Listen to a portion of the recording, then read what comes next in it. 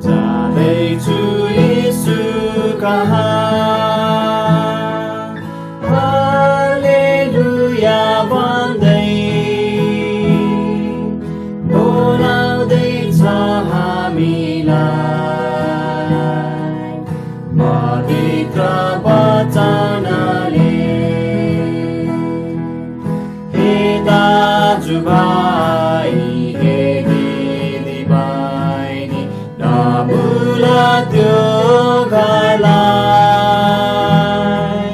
हे दाजुभाइ, हे दिदीबहिनी, नभुला त्यो घरलाई।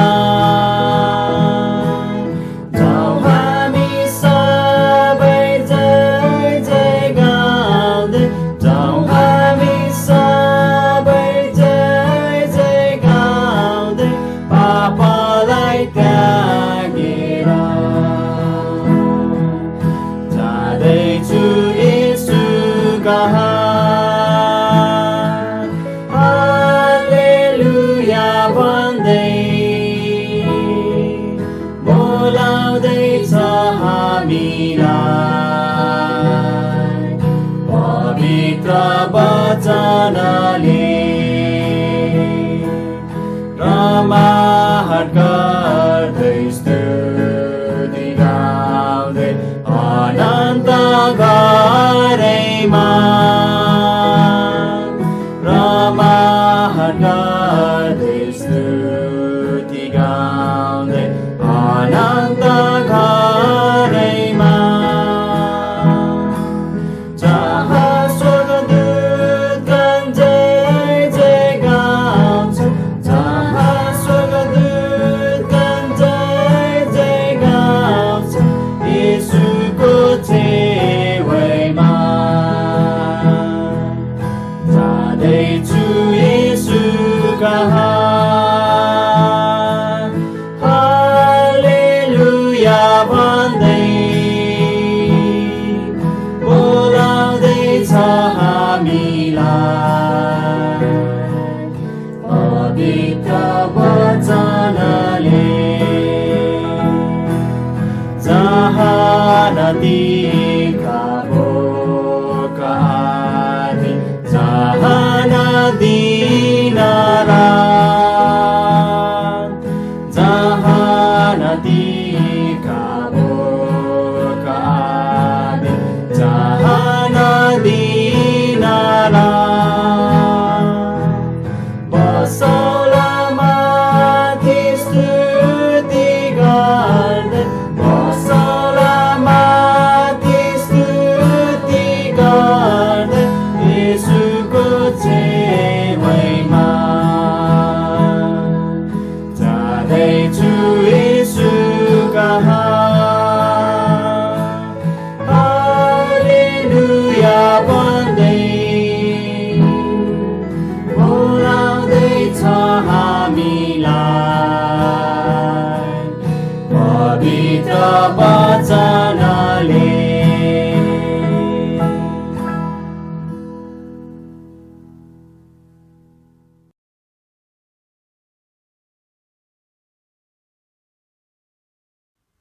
तपाईहरू सबैजनालाई जय मसीह।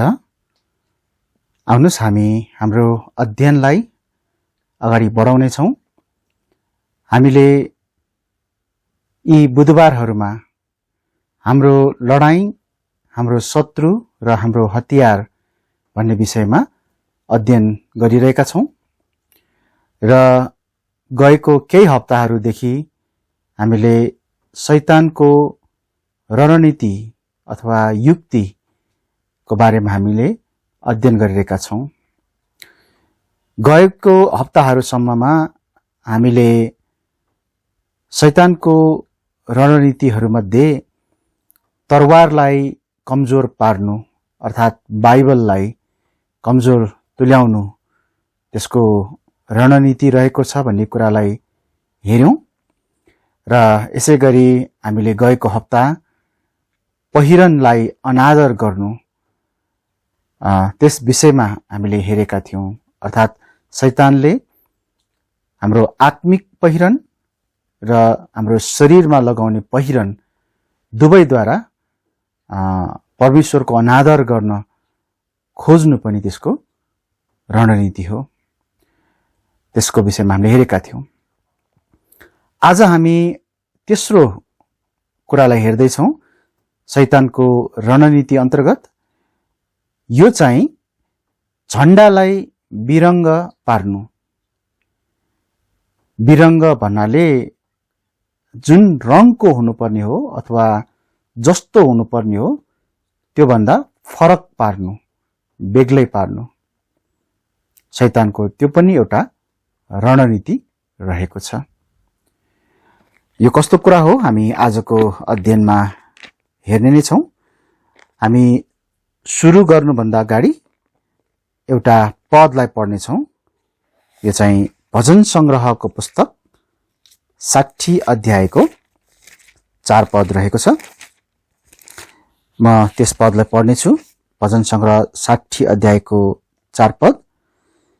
सत्यताको कारणले फरफराओस् भनेर तपाईको डर मान्नेहरूलाई तपाईले एउटा झण्डा दिनुभएको छ। आउनुहोस् हामी प्रार्थना गरौं अनि त्यसपछि हामी यस वचनको भागलाई अझ अगाडि लैजानेछौं। पिता, धन्यवाद छ तपाईको जीवित वचनले हामीलाई हाम्रो आत्मिक युद्ध कस्तो छ भन्ने कुरालाई स्पष्टसँग देखाएको छ, सिकाएको छ र हामीले यस युद्धमा हाम्रो शत्रु को हो र हाम्रो शत्रुले हामीलाई कमजोर पार्न के कस्ता रणनीतिहरू बुन्दछ, बनाउँदछ भन्ने कुराहरूलाई पनि हेर्दैछौं। आज प्रभु हामी हाम्रो झण्डा जो तपाई परमेश्वरले दिनुभएको छ त्यो झण्डालाई अर्कै रङको वा अर्कै प्रकारको तुल्याएर बनाएर हाम्रो शत्रुले हामीलाई कसरी फसाउँछ भन्ने कुरालाई हामी हेर्न जाँदैछौं। यस लडाईँमा हामीसँग हुनुपर्ने झण्डा चाहिँ तपाईले दिनुभएको, तपाईले तयार पार्नु भएको खालको हुनुपर्छ।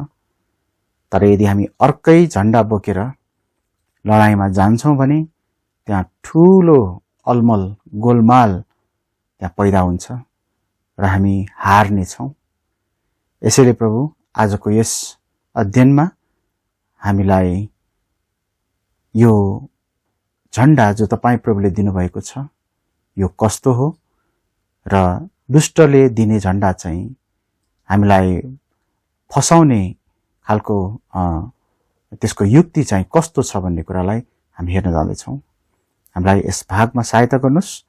मलाई अनि सांकेतिकमा अनुवाद गर्ने र सुन्ने अनि हेर्नुहुने सबैजनालाई तपाई प्रभुको आशिष रहोस्। आशिष माग्छौं प्रभु येशूको नाममा, आमेन। हाम्रो जीवनको उद्देश्य र लक्ष्यहरू के हुन्? हामी कसको निम्ति र के को निम्ति जिरहेका छौं? के हामी आत्मिक लडाईँमा छौं? आत्मिक लडाईँमा छौं भन्ने कुराको के हामीसँग ज्ञान छ? यदि छ भने हाम्रो झण्डा चाहिँ कस्तो छ त? र परमेश्वरले दिनुभएको झण्डा हो कि वा हामीसँग अर्कै खालको झण्डा छ? हामीले यो कुरालाई धेरै धेरै विचार गर्नुपर्छ। कहिलेकाहीँ विश्वासीहरू छेउ लागेर हिँड्छन्। जुन बाटोमा हिँड्नु पर्ने हो त्यो बाटोबाट साइड लाग्ने, छेउ लाग्ने काम गर्छन् र जीवनमा उहाँहरूले पाउनु पर्ने उत्तमतालाई कहिले पनि भेट्टाउन सक्दैनन्। यदि हामीले न्यायकर्ताको पुस्तक 8 अध्यायमा पढ्छौं भने त्यहाँ गिदोनको मिद्यानीहरूसँग लडाईँ हुँदा त्यहाँ सुक्कोत र पनुएलका मानिसहरूले उनलाई सहायता गरेनन्। वास्तवमा गिदोनको शत्रुहरू तिनीहरूको पनि शत्रु थियो, तर तिनीहरूले उनलाई सहायता नगर्नु भनेको शत्रुलाई साथ दिनु जस्तै थियो। आज पनि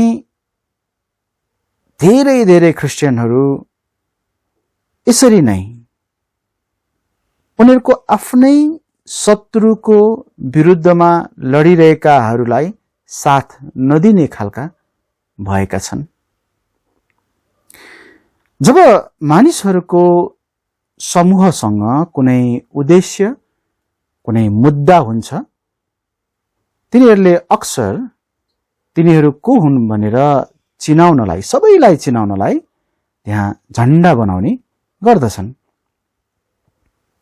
अनि अक्सर गरी प्राय गरी यस्तो झण्डाले चाहिँ कुन समूहको हो भनेर चिनाउने काम गर्दछ। हामी कतिपटक झण्डा भन्छौं, कतिपटक हामी निशान भन्छौं। यी सबैले हाम्रो उद्देश्यको चित्रण दिन्छ। हामी कुन उद्देश्यमा हिँडिरहेका छौं भन्ने कुराको त्यो चिन्हले, त्यो झण्डाले चाहिँ देखाउने काम गर्छ। झण्डाको विचार चाहिँ हाम्रो निष्ठा कहाँ छ भन्ने कुरालाई देखाउनको लागि हो। अर्थात् तपाई जसको झण्डा बोक्दै हुनुहुन्छ, तपाई त्यसको पक्षमा हुनुहुन्छ। तपाईको सबै चाहिँ कुराहरू त्यो पक्षलाई सुम्पनु भएको छ, समर्पित गर्नु भएको छ भन्ने कुरालाई झण्डा बोक्ने कुरासँग हामी देख्न सक्छौं है। जस्तो कि हामी जुन देशमा जन्मेका छौं, हामी जुन देशका नागरिक हौं, त्यस देशको झण्डा हाम्रो निम्ति महत्त्वपूर्ण हुन्छ, प्यारो हुन्छ हैन। हामीलाई थाहा छ नि, राजनैतिक पार्टीको झण्डा हुन्छ, खेलकुदमा पनि आफआफ्नो खालको आफआफ्नो समूहको झण्डा हुन्छ, त्यहाँ समाज सेवा गर्नेहरूको आफ्नो झण्डा हुन्छ, जस्तो रेड क्रस, त्यस्तो समूह रेड क्रस हैन। अनि विभिन्न धर्महरूको आफ्नो झण्डा हुन्छ। अझ भन्नु पर्दा त आजकल व्यापार गर्ने र विभिन्न उद्देश्य मा मानिसहरूको माझमा पुग्ने समूहहरूको झण्डा नभए पनि त्यहाँ चिन्ह वा छाप, हामी अंग्रेजीमा लोगो भन्छौं नि, त्यस्तो हुन्छ। त्यस्तो कुराले चाहिँ उनीहरू को हुन् भन्ने कुरा चिनाउँदछ। हाम्रो जीवनमा त्यहाँ अर्को किसिमको झण्डा छ। हाम्रो आत्मिक जीवनको कुरा गर्दैछु।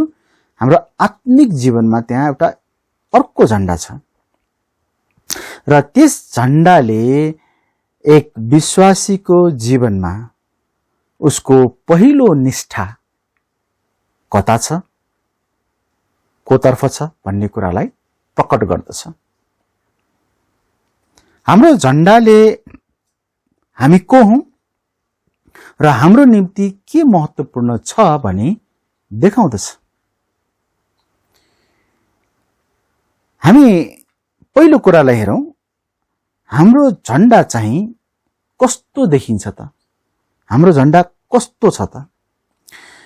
मसँग तपाईहरु कलस्सीको पुस्तकमा एकचोटि जानुहोला। कलस्सी 3 अध्यायको म 1 पददेखि 4 पदसम्म पढ्नेछु।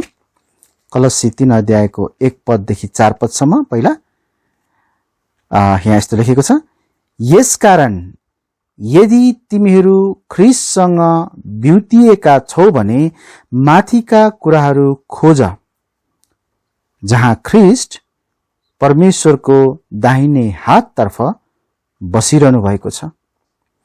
माथिका कुराहरूमा मन लगाओ, पृथ्वीमा भएका कुराहरूमा होइन, किनकि तिमीहरू मरेका छौ र तिमीहरूको जीवन ख्रीष्टसँग परमेश्वरमा लुकेको छ।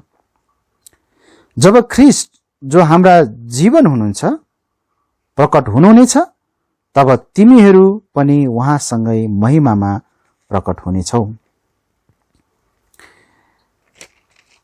हामी यही अध्यायको 16 पद अनि 17 पद पनि हामी पढौं। त्यहाँ यस्तो लेखिएको छ, ख्रीष्टको वचनले तिमीहरूभित्र प्रशस्त गरी बास गरोस्, भजन, स्तुतिगान र आत्मिक गीतद्वारा सारा बुद्धिसित एक अर्कालाई सिकाओ र सम्झाओ, अनुग्रह साथ आफ्ना हृदयहरूमा प्रभुका निम्ति गाओ, अनि वचनमा वा काममा तिमीहरू जे पनि गर्दछौ उहाँद्वारा परमेश्वर र पितालाई धन्यवाद चढाउँदै सबै कुरा प्रभु येशूकै नाममा गर। यी पदहरूले जिउनको निम्ति हाम्रा उद्देश्य र लक्ष्यहरूलाई बदल्नु पर्छ भनी हामीलाई सिकाउँदछ। ख्रीष्टलाई पाउनुभन्दा अगाडि हाम्रो उद्देश्य अर्कै थियो, हाम्रो लक्ष्य पनि अर्कै थियो। तर अब ख्रीष्टलाई पाइसकेपछि हाम्रो यो उद्देश्य र लक्ष्य बदल्नु पर्छ। हामी अब उसो आफ्नो निम्ति जिउनु हुँदैन, तर हामी चाहिँ अब परमेश्वरको निम्ति जिउनु पर्छ। यी पदहरूमा हामी के देख्छौं भन्दा हाम्रो ध्यान, हाम्रो इच्छा र चाहना अथवा हाम्रो खोजी गर्ने मनसाय चाहिँ मन चाहिँ कता छ? माथिका कुराहरूमा छ कि तल पृथ्वीका कुराहरूमा छ? हाम्रो काम, विचार र समय सबै परमेश्वरको निम्ति हुनुपर्छ, अर्थात् हामी परमेश्वरमा जिएको हुनुपर्छ। अब पक्कै पनि, निश्चय पनि हाम्रो कुनै कपडाको रङले पोतिएको झण्डा छैन है। वास्तवमा भन्यो भने क्रिस्चियन विश्वासको लागि कुनै निश्चित खालको कपडाले बनेको चिन्ह हालिएको झण्डा छैन। अब कसैले क्रुस राखेर झण्डा बनाउँछन्, कसैले कुनै अर्को रङहरू मिसाएर बनाउँछन्। तर हामीले यहाँ कुरा गर्न चाहेको पनि त्यो कपडाको झण्डा, त्यो हातले बनाइएको झण्डाको कुरा होइन नि, हैन? हाम्रो हरेक दिनको जियाइमा परमेश्वरको सत्यता र गुणहरू झल्किएको छ भने, हामीले उहाँमा मन लगाएका छौं भने र उहाँमा हिँडिरहेका छौं भने हामीमा रहेको ख्रीष्टको पहिचान नै हाम्रो झण्डा हो। हाम्रो झण्डा त्यही हो। म फेरि एकपटक दोहोऱ्याउन चाहन्छु, हाम्रो दैनिक जीवनमा यदि हामीले परमेश्वरको सत्यता, परमेश्वरका गुणहरूलाई झल्काइरहेका छौं, हामीले उहाँमा मन लगाएका छौं र उहाँमा हिँडिरहेका छौं भने हामीमा रहेको ख्रीष्टको यही पहिचान नै हाम्रो झण्डा हो। परमेश्वरको वचनमा धेरै ठाउँमा हामीलाई ख्रीष्ट जस्तै हुन सिकाइएको छ। ख्रिस्ट जस्तै हुनु भनेको ख्रिस्टको स्वभावलाई पछ्याउनु हो। परमेश्वरको झण्डालाई नबोक्ने व्यक्तिहरू शत्रुको झण्डा बोकेर हिँडिरहेका हुन्छन्। एउटा व्यक्तिले या त परमेश्वरको झण्डा बोकिरहेको हुन्छ या त शत्रुको झण्डा बोकिरहेको हुन्छ। कुनै न कुनै दुईटामा एउटा बोकिरहेको हुन्छ। हाम्रो झण्डा कस्तो देखिन्छ त? यो प्रश्नको जवाफ हामी यसरी यहाँ पाउँदछौँ कि हामीमा यदि ख्रिस्ट, हामीमा यदि परमेश्वरको वचन झल्किन्छ, देखिन्छ भने हाम्रो झण्डा चाहिँ हामीद्वारा देखिरहेको छ। हामी कस्तो हौं भनेर मानिसहरूले हामीलाई देख्नेछन्, झण्डाको रूपमा हामीलाई देख्नेछन्। तर ख्रिस्टको झण्डालाई नबोकिकन यदि हामी त्योभन्दा अर्कै प्रकारको झण्डा, जसलाई मैले चाहिँ यहाँ विरङ्ग झण्डा भनेको छु, त्यो विरङ्ग झण्डाहरू बोक्छौं भने त्यो कस्तो खालको हुनेछ त? त्यो कस्तो हुनेछ त? अब हामी विरङ्ग झण्डा बोक्ने, अर्कै झण्डा बोक्नेहरूको बारेमा एकचोटि हामी हेरौं। म यहाँ तपाईहरुलाई प्रश्न पार्न चाहन्छु, विरङ्ग झण्डा बोक्नेहरूलाई चाहिँ हामी युद्ध बन्दीहरू भन्न सक्छौं है। मैले केही हप्ताहरूदेखि यो शब्दलाई पनि प्रयोग गरिरहेको थिएँ कि हामी चाहिँ यदि परमेश्वरको पक्षबाट होइन तर शैतानको पक्षलाई बलियो बनाउने क्रियाकलापहरू गर्दैछौं लडाईँको मैदानमा भने हामी एक प्रकारले शैतानको पक्राउमा परेका छौं र युद्ध बन्दीहरू भएका छौं। त कस्तो कस्तो प्रकारको युद्ध बन्दीहरू त्यहाँ हुन्छन् त, जसले चाहिँ त्यो अर्कै रङको अथवा विरङ्ग झण्डा बोक्ने गर्छन्। त्यहाँ क्रिस्चियन समाजभित्र धेरै प्रकारका युद्धका बन्दीहरू छन्। तिनीहरू न आफै त केही गर्न सक्छन्, अब बन्दी भएपछि त केही गर्न सक्दैनन् हैन, न त अरूलाई सहायता गर्न सक्छन्। त्यस्तो प्रकारको अवस्थामा यी युद्ध बन्दीहरू हुने गर्छन्। गलत झण्डा वा विरङ्ग झण्डाको प्रयोगले गर्दा तिनीहरू शत्रुको हातमा परेका छन् र युद्ध बन्दी भएका छन्। विरङ्ग झण्डा बोकेर उनीहरू युद्ध बन्दीहरू भएका हुनाले अब उनीहरूले परमेश्वरको झण्डा होइन तर शत्रुको झण्डा बोकेका छन् भन्ने कुरालाई हामी बुझ्न सक्छौं।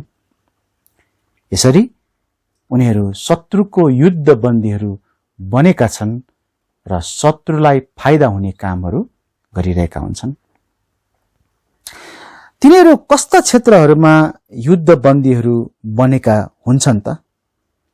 हामी केही त्यस्ता बुदाहरूलाई हेर्नेछौँ अब, त्यस्ता कुराहरूलाई कि त्यस्ता व्यक्तिहरू जसले विरङ्ग झण्डा, अर्कै रङको झण्डा बोकेका छन्, उनीहरू कस्तो कस्तो क्षेत्रमा युद्ध बन्दी भएका छन् त?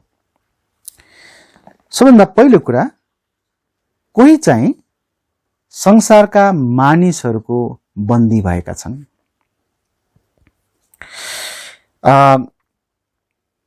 कस्ता प्रकारका मानिसहरूसँग तपाईको मित्रता छ, तपाईको उठबस छ? होशियार हुनुस् है, किनकि तपाई पनि उनीहरू जस्तै बन्ने खतरा छ। एकचोटि सम्झना गर्नुस् न, हाम्रो बुबा आमाले हामीलाई के भन्नुहुन्थ्यो? खराब साथीहरू नबनाऊ है, बदमाश साथीहरू नबनाऊ है, उनीहरूसँग संगत नगर है, होइन भने तिमीले दुःख पाउनेछौ, तिमी समस्यामा पर्नेछौ। हामीलाई हाम्रो बुवा आमाले भन्नुहुन्थ्यो नि, होइन र? बाइबलमा हेर्नुहोस् त, परमेश्वरले पनि ख्रिस्टियनहरूलाई त्यस्तै भन्दै हुनुहुन्छ। हितोपदेश 1 अध्यायको 10 पददेखि 18 पदलाई तपाईँले हेर्नुभयो भने परमेश्वरले त्यहाँ त्यही भन्दै हुनुहुन्छ। हामी चाहिँ अहिले 12 पद अनि 15 र 16 पद पढ्नेछौँ। 12 पदमा यस्तो लेखिएको छ, हामी तिनीहरूलाई अधोलोकले चाहिँ जिउँदै निलौं, खाडलभित्र जानेहरूलाई चाहिँ सिङ्गै निलौं। 10 पद पनि एकचोटि पढौँ न है। हे मेरा छोरा, पापीहरूले तिमीलाई फुस्लाए भने तिनीहरूको कुरा मान्न तिमी राजी नहौ। यसै गरी अनि 15 पद अनि 16 पद पनि, हे मेरा छोरा, तिनीहरूसँग त्यस बाटोमा नलाग, आफ्नो पाउलाई तिनीहरूको बाटोमा हिँड्नदेखि रोक, किनकि तिनीहरूका पाउ खराबीका निम्ति दगुर्छन् र रक्तपात गर्न ती हतारिन्छन्। हामी यहाँ के देख्छौँ भन्दा, कोही क्रिस्चियनहरू, कुनै क्रिस्चियन चाहिँ यदि संसारका मानिसहरूसँग एकदमै नजिकको सम्बन्ध राख्छन्, एकदमै उनीहरूसँग हरेक कुरामा सहमत भएर हरेक कुरामा एकता गर्दै एउटै मन बनाउँदै हिँड्छन् भने त्यहाँ यहाँ हितोपदेशमा भने जस्तै उसको चाहिँ उसले समस्याहरू भोग्ने, उसले अब खराबी भोग्ने चाहिँ पक्का हुन्छ। हामी यदि संसारका मानिसहरूसँग हातेमालो गर्ने, एक नाश हुने गरिरहेका छौँ भने हामी तिनीहरूको बन्दी भइरहेका छौँ। वास्तवमा तिनीहरूले हामीलाई आफ्नो नियन्त्रणमा राखिरहेको हुन्छ। अब संसारको मानिसहरूसँग कसरी हामीले सम्बन्ध राख्नुपर्छ भन्ने कुराको बारेमा बाइबलमा हामीले प्रशस्तसँग सिक्न पाउँछौँ। तर यहाँ कुरा चाहिँ के हो भन्दा, यदि एउटा क्रिस्चियनको जीवन चाहिँ अथवा उसले चाहिँ संसारको मानिसहरूसँग उस्तै नै प्रकारले, उनीहरू जस्तै नै भएर जिरहेका छन् भने ऊ चाहिँ शैतानको युद्धबन्दी भएको छ, संसारका मानिसहरूको बन्दी भएको छ। हाम्रो झण्डा अथवा उसको झण्डा परमेश्वरको झण्डा नभएर अब शत्रुको झण्डा बोकेर चाहिँ ऊ त्यो युद्धमा त्यहाँनिर देखा परेका छन्, युद्ध मैदानमा उभिरहेको छ। अर्को कुरा अथवा अर्को प्रकारको बन्दी, कोही चाहिँ भ्रष्टताको बन्दी भएका छन्। यस्ता व्यक्तिहरू चाहिँ मानिसहरूलाई छल गर्न, झुट बोल्न चाहने र सबै प्रकारका भ्रष्टताहरूमा रमाउन चाहने मानिसहरू हुन्। यस्ता मानिसहरू आफ्नो फाइदाको निम्ति पनि यसो गर्छन्। हितोपदेशकै पुस्तकमा हामी हेरौँ 4 अध्यायको 14 पददेखि हामी 19 पदसम्म हेर्नेछौँ। 4 अध्यायको 14 पददेखि 19 पदसम्म लेखेको छ, दुष्टहरूको बाटोमा नटेक र खराब मानिसहरूको मार्गमा नहिँड, त्योदेखि पर बस, त्यो बाटो भएर नजाऊ, त्यसबाट फर्क र त्यसलाई छोडेर जाऊ, किनभने केही खराबी नगरेसम्म तिनीहरू सुत्दैनन् अनि कसैलाई ठेस नखुवाएसम्म तिनीहरूलाई निन्द्रा लाग्दैन, किनकि तिनीहरू दुष्टताको रोटी खान्छन् र अत्याचारको दाखमद्द पिउँछन्। तर धर्मी जनहरूको बाटो चाहिँ चम्किरहने ज्योति जस्तो हुन्छ, जो मध्य दिनसम्म झन्झन चम्किलो हुँदै जान्छ। दुष्टहरूको मार्ग चाहिँ अन्धकार जस्तो हुन्छ, केमा ठेस लाग्ने हो तिनीहरूलाई थाहा हुँदैन। अब हामी यहाँ के देख्छौँ भन्दाखेरि भ्रष्टता वा भनौँ यहाँ दुष्टता यस्तो प्रकारको स्वभाव भएको व्यक्ति चाहिँ वास्तवमा परमेश्वरको प्रिय व्यक्तिहरू होइन। र भन्नुपर्दा यस्ता व्यक्तिहरू परमेश्वरको साथमा छैनन्।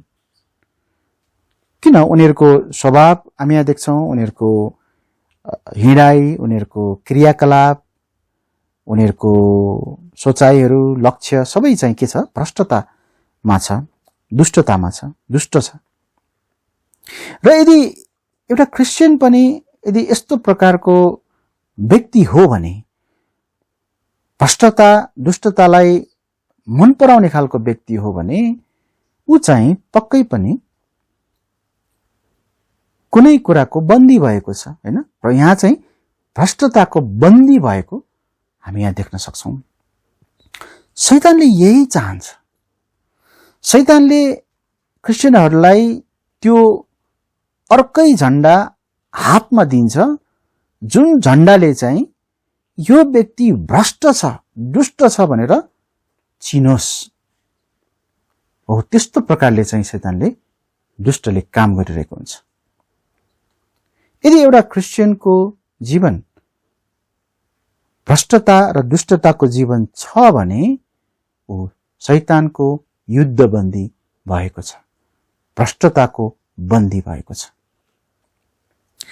अर्को हेरौं, कोही चाहिँ मद्यपानको बन्दी भएका छन्। यस्तो प्रकारको व्यक्ति चाहिँ मद्यपानको प्रेमी हुन्छ र आफ्ना सबै साथीहरूसँग यसमा रमाउन चाहन्छ। मैले यहाँ रक्सी र बियर जस्ता नशा लाग्ने कुराहरूको बारेमा भन्दैछु, तर त्यति मात्र होइन, चुरोट, सुर्ती र सबै प्रकारका नशालु पदार्थहरूको कुरा पनि म यहाँ गर्दैछु। हितोपदेश 20 अध्यायको 1 पदले यस विषयमा यसरी बताउँदछ, यस्तो प्रकारको मानिसको विषयमा। त्यो भनेको छ, दाखमद्दले गिज्याउँछ र मदिराले झगडा मच्याउँछ, अनि हरेक जो यी कुराद्वारा ठगिएको हुन्छ त्यो बुद्धिमान होइन। कतिपय क्रिस्चियनहरू मात लाग्ने दाखमद्द वा रक्सीलाई चाहिँ परमेश्वरले मान्यता दिनुभएको छ, परमेश्वरले हुन्छ भन्नुभएको जस्तो बुझ्ने गर्छन्, तर त्यस्तो होइन। प्रियहरू, तपाईहरूले बाइबल राम्ररी पढ्नुस्, त्यहाँ 2 प्रकारको दाखमद्द छ। एउटा ताजा भर्खरै अंगुरबाट निचोरेर बनाएको रस, जो चाहिँ रक्सी होइन, नशा लाग्ने होइन, एउटा त्यस्तो छ जसलाई परमेश्वरले पिउनको निम्ति मनाई गर्नुभएको छैन। तर अर्को चाहिँ एउटा छ जो चाहिँ त्यही दागको रसलाई बिगारिसकेपछि, बिग्रिएपछि अनि मात लाग्ने खालको हुन जान्छ। त्यो चाहिँ परमेश्वरले पुरै बाइबलमा तपाईं हेर्न सक्नुहुन्छ, त्यसलाई मनाही गर्नुभएको छ, त्यो ठीक छैन भन्नुभएको छ। एफिसी 5:18 मा पनि त त्यही नै भनिएको छ नि, हैन? दाखमद्दले नमात, किन? त्यसमा चरित्रहीनता हुन्छ। एउटा विश्वासीले, एउटा क्रिस्चियनले यदि नशा लाग्ने, मात लाग्ने दाखमद्द पिउँछ वा कुनै पनि कुरा जो चाहिँ नशा लाग्ने हो, मात लाग्ने हो, लिन्छ भने ऊ चाहिँ त्यसको बन्दी भएको छ। शैतान त्यही चाहन्छ। आत्मिक युद्धको मैदानमा त्यो मात लाग्ने, त्यो नशालु चीजको प्रयोग गर्ने एक विश्वासी छ भने उसले परमेश्वरको झण्डा बोकिरहेको छैन। उसले गलत सन्देश दिने झण्डा बोकिरहेको छ। त्यो चाहिँ दुष्टको झण्डा हो। अनि एउटा क्रिस्चियनको जीवन यस्तो छ भने उसले ऊ चाहिँ शैतानको युद्धबन्दी भएको छ। दाग मद्द जुन चाहिँ मात लाग्ने खालको मद्द हो, त्यसको बन्दी भएको छ। यसै गरी कोही पर स्त्रीका बन्दी भएका छन्।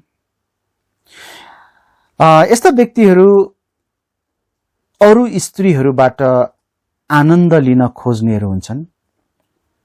यहाँसम्म कि उनीहरू नराम्रो चित्र, नराम्रो चलचित्रहरूबाट पनि आनन्द लिने खालका हुन्छन्। अनि ख्रिस्टको निम्ति लडाईँ लड्नुको सट्टा उनीहरू शैतानको यो रणनीतिमा फसिरहेका हुन्छन्। शैतानको पासोमा, लोभमा फसिरहेका हुन्छन्। प्रभु येशूले यस विषयमा स्पष्टसँग भन्नुभयो, सिकाउनुभयो। मत्ती 5 अध्यायमा हामी पाउँछौँ। केही पदहरू हामी हेर्नेछौँ। 28 मत्ती 5 अध्यायको 28 पददेखि 32 पदसम्म तपाईँले हेर्न सक्नुहुन्छ। तर हामी चाहिँ अहिलेलाई केही पदहरू मात्रै हेर्नेछौँ। म 28 देखि पढ्नेछु। तर म तिमीहरूलाई भन्दछु, जस कसैले कुनै स्त्रीलाई खराब इच्छाले हेर्छ, त्यसले अघि नै आफ्नो हृदयमा त्यससित व्यभिचार गरिसकेको हुन्छ। हामी यति मात्र पढौँ। यहाँनिर प्रभुले स्पष्टसँग भन्नुभएको छ, व्यभिचार चाहिँ मात्र कुनै पुरुष र कुनै स्त्री जो चाहिँ विवाहित छैनन्, जो चाहिँ एकअर्काका निम्ति होइनन्, उनीहरूको सम्बन्ध मात्र व्यभिचार होइन। तर यहाँ प्रभुले भन्नुभयो, खराब दृष्टिले, है, खराब इच्छाले यदि कुनै पुरुषले कुनै स्त्रीलाई हेर्छ र स्त्रीले पनि पुरुषलाई पनि त्यस्तै नै हो हेर्छ भने त्यो व्यभिचार हो। धेरै क्रिस्चियनहरू यस्तो प्रकारको एउटा पापमा फसेका हुन्छन्। अझ भन्नु पर्दाखेरि परपुरुष पर स्त्रीको बन्दी बनेका हुन्छन्। अनि कतिपटक त्यस्तै कारणहरूले गर्दा बिस्तारै बिस्तारै त्यहाँनिर यदि उनीहरू विवाहित छन् भने आफ्नो वैवाहिक जीवन पनि उनीहरूले समाप्त पार्छन्। तर त्यसलाई प्रभुले बिल्कुलै गलत हो भनेर, बेठिक हो, पाप हो भनेर भन्नुभयो। तपाईँ 32 पदसम्म पढ्नुहोस्, अझ स्पष्ट बुझ्न सक्नुहुन्छ। यसैले शैतानले हामी ठिक प्रकारको झण्डा नबोकौँ, हामीले परमेश्वरको झण्डा नबोकौँ, हामीले त्यसको झण्डा बोकौँ र हामी युद्धमा पराजित हुन सकौँ भनेर हामीलाई यसरी पर स्त्री र पर पुरुषको बन्दी पनि बनाएको हुन्छ। र एउटा क्रिस्चियनले यस्तो जीवन जिरहेको छ भने चाहिँ शैतानको युद्धबन्दी भएको छ। कोही अर्को व्यक्तिहरू छन् जो चाहिँ संसारको ख्यातिको निम्ति बन्दी भएका छन्। उसको चाहना संसारमा पाइने सबै प्रकारको ख्याति प्राप्त गर्ने हुन्छ। कोही नेता जस्तो बन्न चाहन्छ, कोही कलाकार जस्तै बन्न चाहन्छ, कोही खेलाडी जस्तै बन्न चाहन्छ, कोही एउटा धनाढ्य व्यापारी जस्तै बन्न चाहन्छ। नेपालमा धनी धनी मानिसहरू कति छन् है, जसको नाम चाहिँ अहिले विश्वका धनी मानिसहरूको सूचीमा परेको छ। उहाँहरूको धेरै पैसा छ, उहाँहरूको धेरै धेरै ठाउँमा लगानी व्यापार छ है। एकजना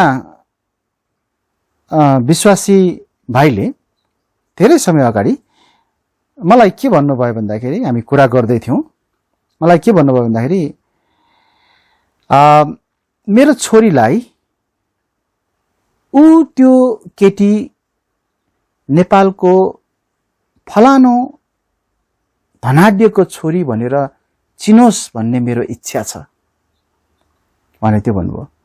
त्यो भन्नुको अर्थ चाहिँ उहाँ एकदम धनी बन्न चाहनुहुन्छ एक दिन, र उहाँको छोरीलाई चाहिँ त्यो केटी चाहिँ फलानो धनी मानिसको छोरी भनेर चिनोस् भन्ने मेरो इच्छा छ भनेर उहाँले त्यसरी मलाई भन्नुभयो। मैले जवाफमा उहाँलाई भने, बरु त्यो भन्दा त त्यो केटी नेपालको फलानो राम्रो क्रिस्चियनको छोरी भनेर चिनोस् भन्ने इच्छा पो राख्नुपर्छ। जब मैले उहाँलाई त्यो भने, उहाँ नाजवाफ हुनुभयो, उहाँ नाजवाफ अथवा उहाँसँग जवाफ भएन। आज उहाँको र उहाँको परिवारमा धेरै समस्या छ। उहाँहरू वास्तवमा प्रभुमा हुनुहुन्न, अनि उहाँको छोरी प्रभुमा छ कि छैन त्यो पनि मलाई थाहा छैन है। यो दुःख लाग्दो कुरा हामी क्रिस्चियनहरूको जीवनमा देख्न सक्छौँ, यस्तो विचारहरू। पहिलो यूहन्ना 2 अध्यायको 15 पदमा त्यसरी नै हामीलाई चेतावनी दिइएको छ। त्यहाँ भनेको छ, संसारलाई प्रेम नगर, न त संसारमा भएका कुराहरूलाई नै। कसैले संसारलाई प्रेम गर्छ भने पिताको प्रेम त्यसमा हुँदैन। संसारमा त ख्याति कमाउनको निम्ति धेरै कुराहरू हाम्रो आँखा अगाडि झलल्ल आइरहेको हुन्छ, धेरै हाम्रो आँखा अगाडि खेलिरहेको हुन्छ। तर यदि हामी त्यसलाई पछ्याउँछौँ, त्यो जस्तै हुन चाहन्छौँ भने हामी संसारको ख्यातिको बन्दी भएका छौँ। र एउटा क्रिस्चियनले यदि यस्तो जीवन जिरहेको छ भने ऊ शैतानको बन्दी भएको छ। यसै गरी हामी अर्को देख्छौँ, कोही चाहिँ संसारको प्रशंसाको बन्दी भएका छन् है। हामी संसारको प्रशंसा बटुल्न खोज्छौँ भने त्यो पतनतर्फ जाँदै गरेको चिन्ह हो।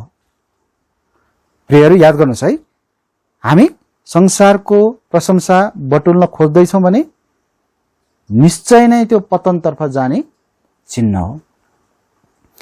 जब जब संसारले तपाईको प्रशंसा गर्छ तब तब त्यहाँ केही न केही गडबड छ है भनेर होशियार हुनुहोस् है। संसारले तपाईको प्रशंसा गर्यो भने तपाईमा केही गडबडी छ। किन त? किनभने एउटा साँचो क्रिस्चियनलाई संसारले प्रशंसा गर्दैन। संसारले प्रशंसा गर्दैन। संसारले प्रशंसा गर्यो भने त त्यहाँ त अर्कै कुरा पो भइरहेको छ। यूहन्ना 15 अध्यायमा एकचोटि जाउँ न। यूहन्ना 15 अध्यायको 17 पदलाई यूहन्ना 15 अध्यायको 18 पददेखि हामी तल हेर्न सक्छौँ। तर म चाहिँ 18 पदलाई यहाँ पढ्नेछु। संसारले तिमीहरूलाई घृणा गर्दछ भने त्यसले तिमीहरूलाई भन्दा पहिले मलाई घृणा गर्यो भने तिमीहरू जान्दछौ।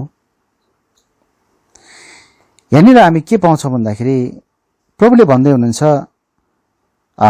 संसारले हामीलाई घृणा गर्छ निश्चय नै। र वास्तवमा त्यो घृणा चाहिँ किन संसारले हामीलाई गर्दछ भन्दाखेरि हामी ख्रीष्टका भएका हुनाले, हामीले ख्रीष्टलाई पछ्याएको हुनाले। र जसले ख्रीष्टलाई पछ्याउँछ उसलाई संसारले घृणा गर्छ, र जसले ख्रीष्टलाई पछ्याउँदैन उसलाई संसारले घृणा गर्दैन। यहाँ कुरा त्यही नै हो। परमेश्वरको वचनमा धेरै ठाउँमा प्रभुले यो कुरालाई भन्नुभएको छ कि यदि हामी ख्रीष्टका हौं भने हामी संसारका होइनौं। यदि हामी संसारका हौं भने हामी ख्रीष्टका होइनौं। यसैले हामीले यहाँ के बुझ्न सक्छौं भन्दाखेरि संसारको प्रशंसा यदि हामीले पाइरहेका छौं भने त्यहाँ केही समस्या छ। हामी संसारको प्रशंसाको बन्दी भइरहेका छौं र त्यो भनेको चाहिँ हामी शैतानको युद्धबन्दी भइरहेका छौं। त्यहाँ केही कुरा ठिक छैन। मानौ न त्यहाँनिर चाहिँ तपाईले शत्रुको झण्डा बोकेर युद्ध मैदानमा गइरहनु भएको छ भने शत्रुले तपाईलाई ताली बजाउनेछ, एकदम राम्रो, वाह तिमी धेरै राम्रो गरिरहेका छौ, अझ अगाडि बढ, अझ भनेर शैतानले त्यसरी प्रशंसा गरिरहेको हुन्छ। तर तपाईको हातमा भएको झण्डा चाहिँ त्यहाँनिर अर्कै झण्डा हो, त्यो प्रभुको झण्डा होइन। बुझ्दै हुनुहुन्छ है? हो, यसरी चाहिँ संसारको प्रशंसाले चाहिँ हामीलाई प्रभुको समूहमा राखेको हुँदैन। यो पनि एउटा शैतानको युद्धबन्दी बन्ने कुरा भयो। साथै हामी कोही चाहिँ धन सम्पत्तिका बन्दी भएका हामी पाउँछौं। हामी पहिलो तिमोथी 6 अध्यायमा हामी हेर्छौं भने 10 पददेखि 12 पदसम्म हामी पाउँछौं। पहिलो तिमोथी 6 अध्यायको 10 पददेखि 12 पदसम्म हामी चाहिँ धन सम्पत्तिका बन्दी बन्नु हुँदैन भन्ने कुरालाई सिकाइएको छ। म 10 पद मात्रै पढ्नेछु। त्यहाँ यस्तो लेखिएको छ, किनकि रुपैयाँ पैसाको प्रेम चाहिँ सबै खराबीको जरा हो। जुन कुराको लोभ गर्दा कतिजना विश्वासबाट भड्किएका छन् र आफैलाई अनेकौं पीडाहरूले छेडै छेड पारेका छन्। हेर्नुस्, रुपैयाँ पैसा आफैमा खराबी होइन, तर यसको प्रेम चाहिँ खराब हो। यसलाई प्रेम गर्छौं भने त्यो चाहिँ खराब हो। जब हामी यसलाई प्रेम गर्न चाहन्छौं अथवा प्रेम गर्न थाल्छौं, हाम्रा सबै ठिक लक्ष्यहरूमा अब समस्या उत्पन्न हुन थाल्छ। किनभने अब हाम्रो लक्ष्य चाहिँ परमेश्वरको सेवा नभएर धन सम्पत्तिको सेवा हुन थाल्छ। हामीले परमेश्वरलाई प्रेम गर्ने हो, धन सम्पत्तिलाई होइन। हामीले एउटा मालिकको सेवा गर्ने हो, दुईटा मालिकको सेवा गर्न सक्दैनौं। यदि हाम्रो जीवनमा परमेश्वर र धन सम्पत्ति दुईटाकै सेवा गर्ने छनौट आउँछ भने हामीले परमेश्वरको सेवाको छनौट गर्नुपर्छ।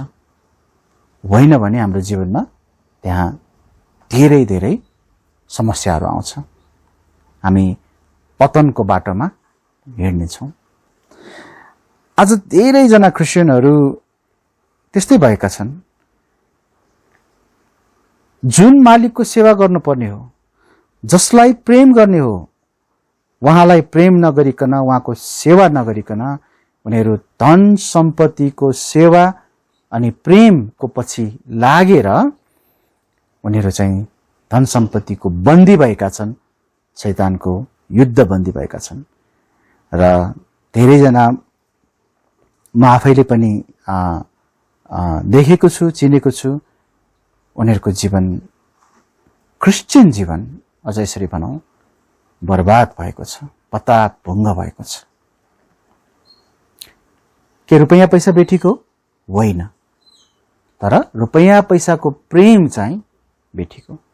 शैतानले लडाईँको बीज भागमा, त्यहाँनिर युद्ध भूमिमा त्यो लोभ, त्यो लालचद्वारा त्यो बेठिक झण्डा बोकाएर हामीलाई चाहिँ हाम्रो वास्तविक लडाईँ अथवा हाम्रो वास्तविक समूहबाट हामीलाई टाढा पार्ने काम गरिरहेको हुन्छ। र यस्तो जीवन कसैले जिरहेको छ भने ऊ चाहिँ शैतानको युद्धबन्दी भएको छ। अन्तिम एउटा बुँदा हेर्नेछौँ, कोही चाहिँ बलिदानका बन्दी भएका छन्। अब यो चाहिँ कस्तो कुरा हो त भन्दा अलिकति बुझ्नलाई पहिलो शमूएलको पुस्तक 15 अध्यायलाई चाहिँ हेरौँ। पहिलो शमूएलको पुस्तक 15 अध्यायको 22 पद र 23 पद म त्यहाँ पढ्नेछु। यस्तो लेखेको छ, अनि शमूएलले भने, परमप्रभुको आज्ञा पालन गर्दा परमप्रभुलाई जो आनन्द लाग्छ, के त्यही आनन्द उहाँले होम बलिहरू र बलिदानहरूमा पाउनुहुन्छ र? हेर, आज्ञा पालन गर्नु बलिदानभन्दा उत्तम हो र ध्यानसित सुन्नु चाहिँ थुमाहरूको बोसोभन्दा उत्तम हो। किनभने विद्रोह गर्नु जोखना हेर्ने पाप जस्तै हो, अनि हठीपन चाहिँ अधर्म र मूर्ति पूजा जस्तै हो।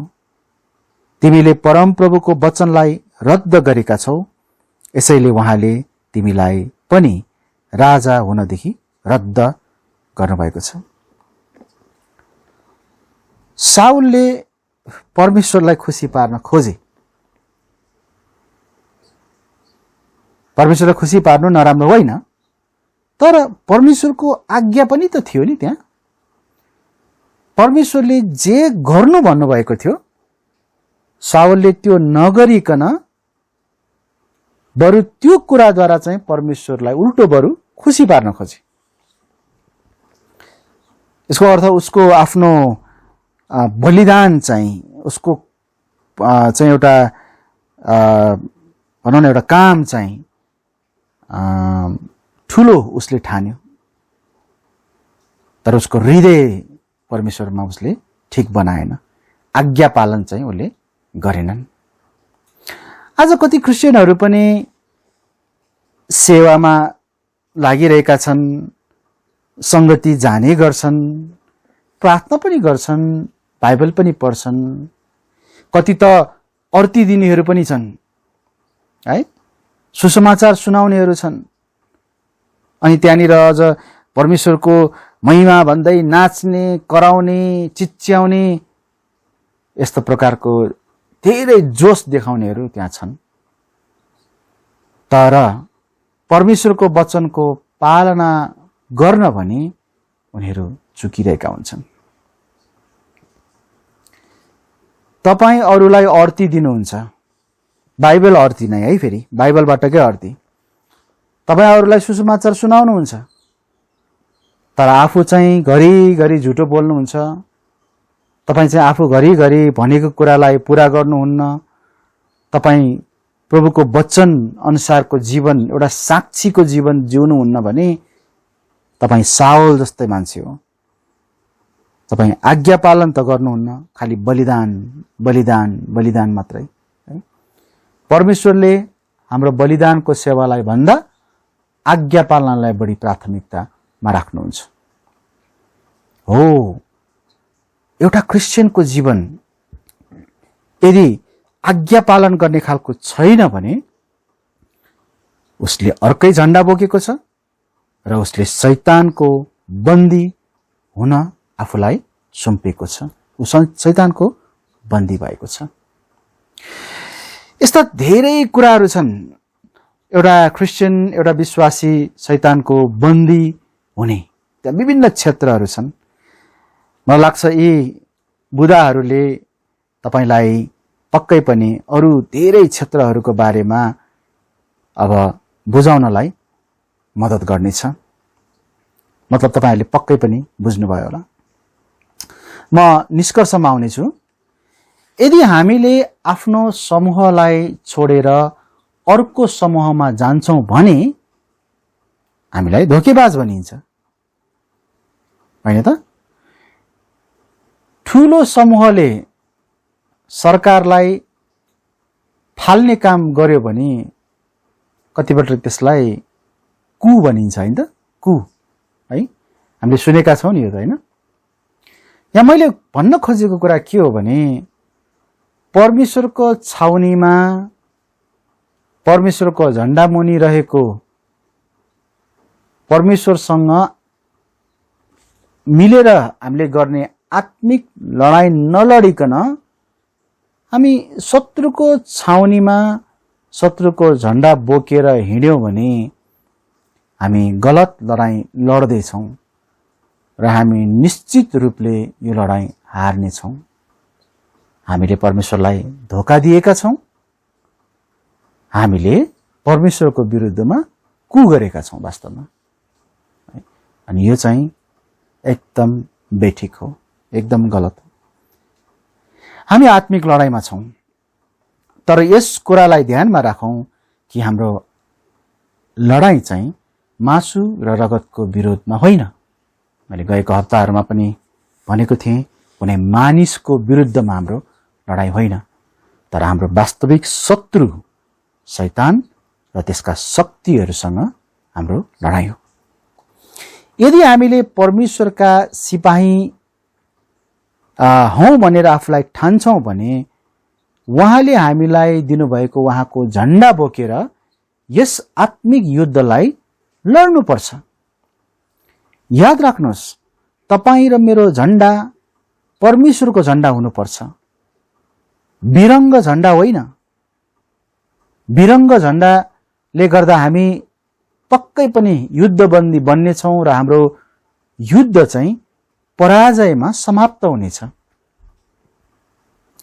हामीले ख्रीष्टको सेनालाई समर्थन गर्नुपर्छ, साथ दिनुपर्छ।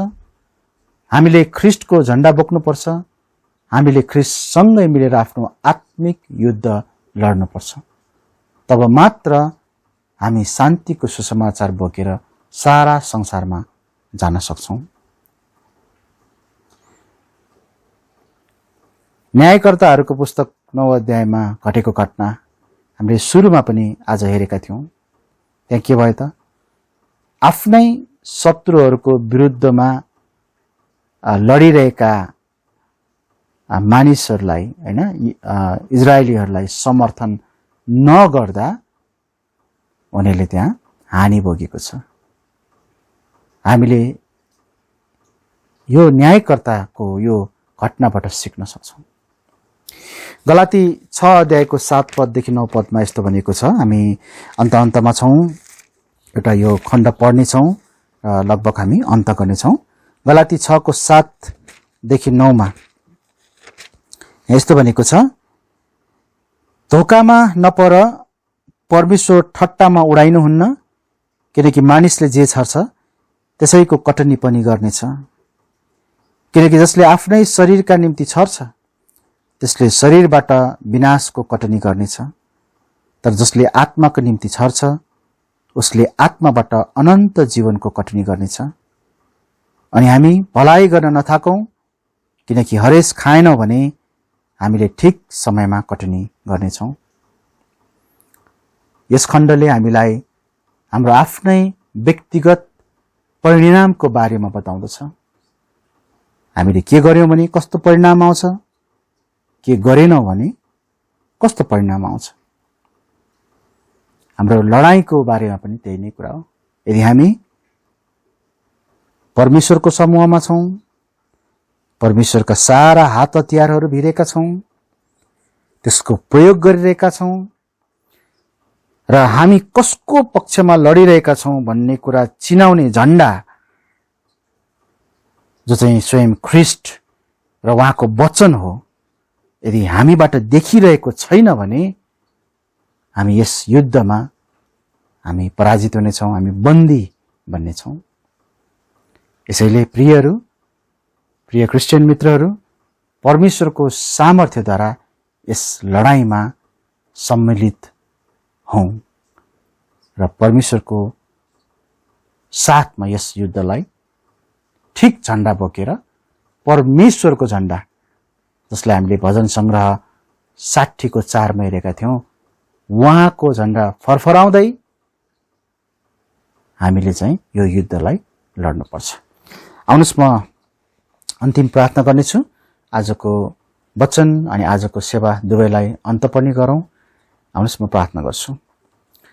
धन्यवाद छ पिता, तपाईको वचनबाट हामीले सिक्न पाएका कुराहरूको निम्ति। र प्रभु हामी यो युद्धमा छौं, यो लडाईँमा छौं र हामीले तपाई परमेश्वरको झण्डा बोक्नुपर्छ। त्यसले हाम्रो पहिचान, हामी को हौं भन्ने कुरालाई देखाउँदछ। यदि त्यहाँ तपाईको झण्डा नबोकिकन हामी शत्रुको झण्डा, जसलाई आज हामीले विभिन्न बुदाहरूद्वारा हेर्यौं, यदि त्यस्तो बोक्छौं भने हामी तपाई प्रभुको पक्षमा होइन, तर हामी दुष्टको पक्षमा हुन्छौं। तर युद्धबन्दी भएर र हामी केही पनि गर्न सक्दैनौं। न हामी आफ्नो निम्ति केही गर्न सक्छौं, न त हामी अरूको निम्ति केही गर्न सक्छौं। अनि हामी आफूलाई अन्तिममा पराजयको अवस्थामा पुर्याउनेछौं। प्रभु तपाईको वचनबाट हामीले सिक्न पाएका यी कुराहरूको निम्ति धन्यवाद छ। हामी तपाईको झण्डा अर्थात् तपाई प्रभु येशूको स्वभावलाई, तपाई प्रभु येशूको वचनलाई देखाउने, प्रतिबिम्बित गर्ने झण्डा बोकेर हामी हिँड्न सकौं, लड्न सकौं, जुन चाहिँ हाम्रो जीवनबाट देखिनुपर्छ। यही नै हाम्रो झण्डा हो। हाम्रो जीवनबाट देखिने कुराहरू, तपाईका कुराहरू नै त्यो पहिचान हो, त्यो झण्डा हो। हामीले यो कुरालाई बुझ्न सकौं। वचनको भागको निम्ति धन्यवाद छ। अनि आजको सेवालाई पनि हामी यही अन्त गर्नेछौं। हामीलाई तपाई प्रभुको आशिष रहेको होस्। आशिष माग्छौं प्रभु येशूको नाममा, आमेन। हुन्छ, तपाईहरु सबैलाई जय मसीह। हामी फेरि अर्को बुधबार भेट्नेछौं।